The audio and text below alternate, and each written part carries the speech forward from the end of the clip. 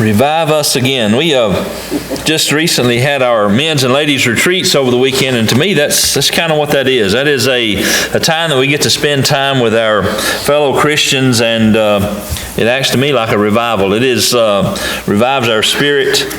We had a great turnout for both of those. Our ladies, I don't know, Kim was trying to do a count this morning, somewhere around 26 maybe, something like that. A good crowd for the ladies. We had about 20 men that attended the men's retreat on Friday night. And we wound up with about, I didn't get official counts, but about 36 or something like that for our meal yesterday afternoon. So we had a great turnout, a great time was had by all, and we appreciate all the efforts that went into making those retreats a success.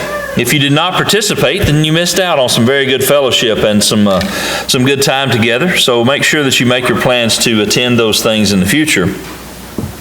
We do have upcoming events. The homecoming will be April the 9th. If you were looking earlier before our services started in our announcements page, you saw that our singing will be coming up on July the 14th. We know how time flies, and that'll be here before we know it. So we do still have some flyers out there for the homecoming. If you'd like to mail some of those to your friends, pick those up and take those, and they can be mailed out to your friends. You still got time to do that.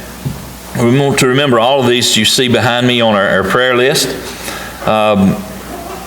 Jeannie Bobo had a visit to the hospital, or to the doctor rather, this past week, I believe, and he gave her a clean bill of health.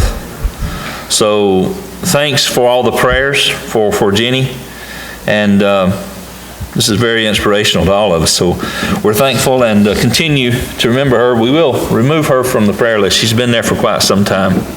But thank you for those prayers. We have two young men that we want to mention to you that we've been praying for.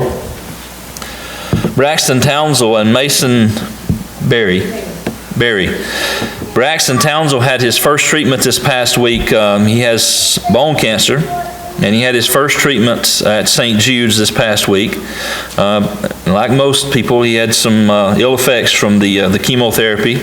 So please continue to remember he and his family as they travel back and forth to Memphis for these treatments for about 35 weeks. Mason Berry had surgery this past week, and the surgery went well.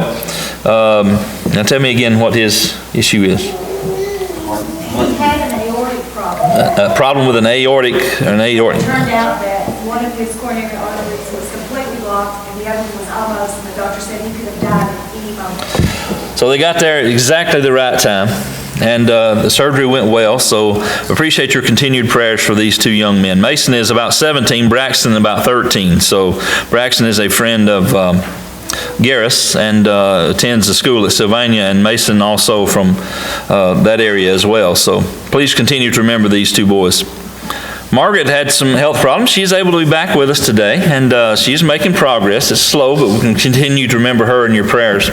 We also have some that are visiting with us today. We're so thankful that you're here. We have some familiar faces here we haven't seen in quite some time. It's good to see you girls.